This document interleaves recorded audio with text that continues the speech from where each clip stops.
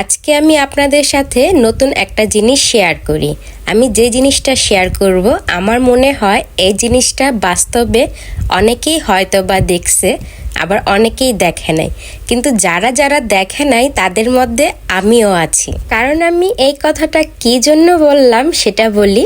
আমার home district হচ্ছে ঢাকা মাতুয়াইলে, আর মাতুয়াইলে আমি এইরকম কোথাও দেখি নেই, যার কারণে আমার এই জিনিসটা না দেখা ছিল। এটা হলো ধান ক্ষেত, কিন্তু আমরা তো ধান ক্ষেত গম ক্ষেত সবাই চিনি, সবাই জানি, কিন্তু বাস্তবে অনেকেই হয়তো বা এটা সরাসরি দেখি নাই। আর বলতে গেলে আমি তো আরো আগেই দেখি নাই। আর দেখেন মাশাআল্লাহ কি সুন্দর ধান ক্ষেত। এটা হচ্ছে আমার বাসার সাথেই। আর সকালবেলা আমি তো প্রতিদিন হাঁটাহাঁটি করার জন্য রাস্তায় বের হই, আর বের হলেই এত সুন্দর অপরূপ দৃশ্য আমি দেখতে পারি। মাশাআল্লাহ দেখেন কত সুন্দর ধান ক্ষেত।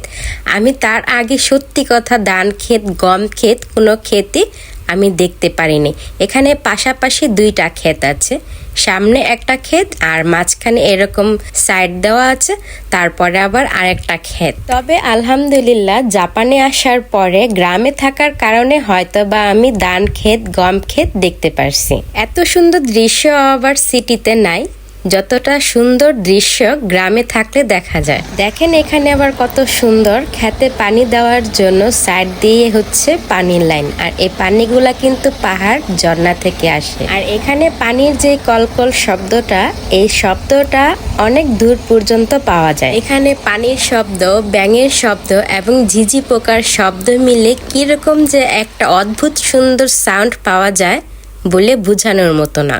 আরেকটা কথা কি জানেন, জাপানে না এক এক ঋতুতে এক এক রকম ফুল ফুটে। এই যে এই ফুলটা এখন দেখতে পাচ্ছেন না, এই ফুলটা 1 থেকে 2 মাস পরে আবার এগুলা দেখা যাবে না। আর এই গাছগুলা কিন্তু কারোর বোনার প্রয়োজন হয় না, এই গাছগুলা রাস্তার পাশে এমনিতেই হয়ে যায়। আর এই দিক দিয়ে দেখেন এই বয়স্ক দাদুটা কি সুন্দর তার গাছের পরিচর্যা করছে। এই যে গাছগুলা উনি বুনছে, এই গাছগুলা হচ্ছে ফুলের গাছ। এগুলার মধ্যে 1 থেকে 2 মাস পরে আবার নতুন সিজনাল ফুল ফুটবে, আর এই ফুলগুলা দেখতে অনেক সুন্দর হয়। ওই যে একটু আগে যে বয়স্ক দাদুটাকে দেখলেন, সে ওই পাশ থেকে প্রতিটা গাছের গোড়ায় পানি দিয়ে দিয়ে সামনে আসতেছে।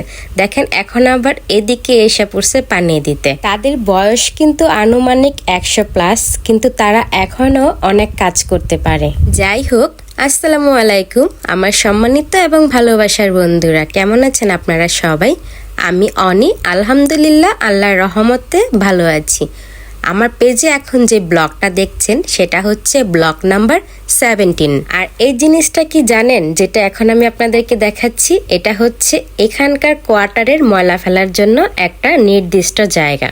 এখানে এসে সবাইকে সাপ্তাহিক ডেট অনুযায়ী ময়লাগুলো রেখে যেতে হয়। হাঁটাহাঁটি শেষ করে উপরে এসে আমি এখানে হালকা পাতলা কিছু নাস্তা খেয়ে নিই। এখানে আছে হচ্ছে মুরগির ডিম, আর মাঝখানে যেটা হচ্ছে সেটা হচ্ছে কোয়েল পাখির ডিম। নাস্তাটা আরেকটু সুন্দর দেখানোর জন্য সাইড দিয়ে হচ্ছে আমি একটু লিচু সাজিয়ে নিই। নাস্তা খাওয়ার পরে আর কি শুরু হয়ে যায় আমার সকালবেলা রান্না বান্নার কাজ। আজকে আর তেমন কোনো কিছু রান্না বান্না নাই, শর্টকাটে এই স্যালমন ফিশটা আমি ভুনা করি।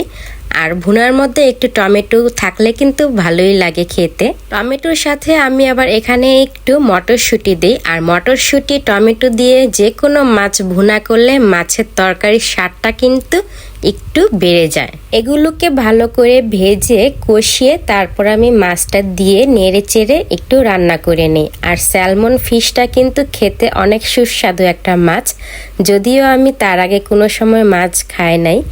এখন আমি স্যালমন ফিশটা খুব পছন্দ করে খাই। রান্না করব না চিন্তা করেও আবার অনেক কিছু মাঝে মাঝে রান্না করা হয়ে যায়।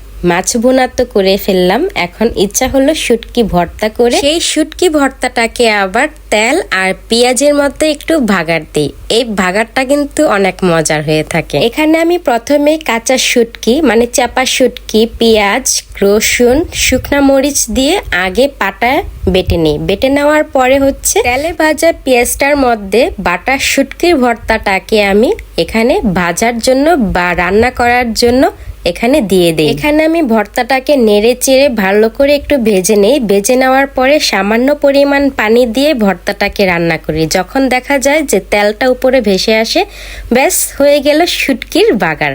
আর এই শুটকির বাগারটা কিন্তু শুটকির ভর্তার থেকেও একটু অন্যরকম স্বাদ হয়ে থাকে। দেখতে কেমন যেন একটা লোভনীয় লাগছে, তাই না? যারা শুটকি পছন্দ করেন তারা একবার হলেও এভাবে রান্না করে খাবেন। বাসার সব কাজ শেষ করে এখানে আমি নিয়ে বসলাম হচ্ছে আমার আজাইরা কাজ। আমার কেন যেন একটু আজাইরা কাজগুলা করতে একটু বেশি ভালো লাগে। আমি স্থির একটা জায়গায় বসে থাকতে পারি না, আমার কিছু না কিছু করতে হবে। একটা জিনিস তৈরি করব, এই জন্যই হচ্ছে এই আকামগুলা আমার করা। যাই হোক, আজকের ব্লগটা আপনাদের কাছে কেমন লাগলো অবশ্যই কিন্তু জানাতে ভুলবেন না। আর আপনারা কেন লাইক দেন না বলেন তো? লাইক দিতে হবে বেশি বেশি। আপনারা আমার ব্লগটা যেখান থেকেই দেখছেন প্লিজ একটা করে লাইক এবং ইচ্ছা হলে শেয়ার করে দিতে পারেন। আমার আজকের ব্লগটা ধৈর্য সহকারে দেখার জন্য আপনাদের সবাইকে শুকরান। আর যারা নাকি আমাকে সেই ফার্স্ট থেকে সাপোর্ট করে যাচ্ছেন, প্লিজ এভাবে আমাকে সব সময় সাপোর্ট করে যাবেন। আর যারা নাকি নতুন নতুন আমার পেজটাকে ফলো দিয়ে পেজের পাশেই আছেন, তারাও প্লিজ সাপোর্ট করে যাবেন। আজকে ব্লগটা এই পর্যন্তই। দেখা হবে নতুন কোনো আর একটা ব্লগে। ভালো থাকবেন আপনারা সবাই। আজকে বিদায় নিচ্ছি। খোদা হাফেজ।